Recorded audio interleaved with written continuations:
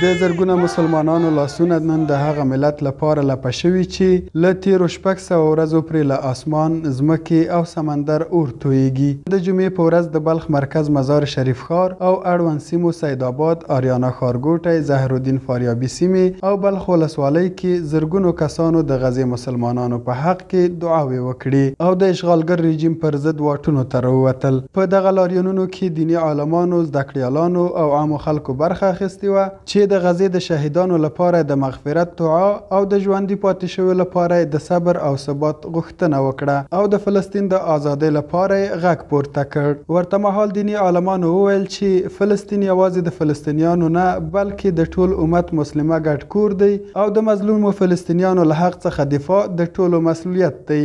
کشتار سیستماتیک غیر نظامیان مصداق بارز برای جنایت علیه بشریت است.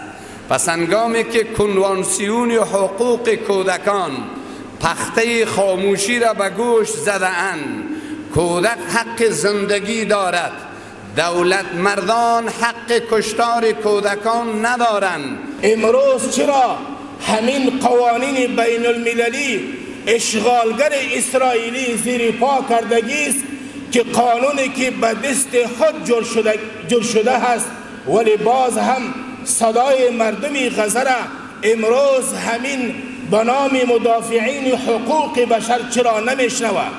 د غزې په ملاتړ راوتو خلکو د اسرائیلو ضد شعارونه له ځان سره لیږدول او د غزې اوسیدونکو په ملاتړ یې غږ پورته کولو. دوی پر اسلامي هیوادونو غږ وکړ چې د غزې مظلوم ولس ملاتړ دې وکړي او د صهیونیستي رژیم پر ضد دې عملی ګامونه واخلي.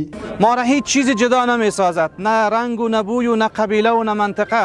ما رابطه ما اساس ما رابطه ایمان است. ما از همینجا شعار خود را اعلان میکنیم که ما با مردم فلسطین و غزه هستیم.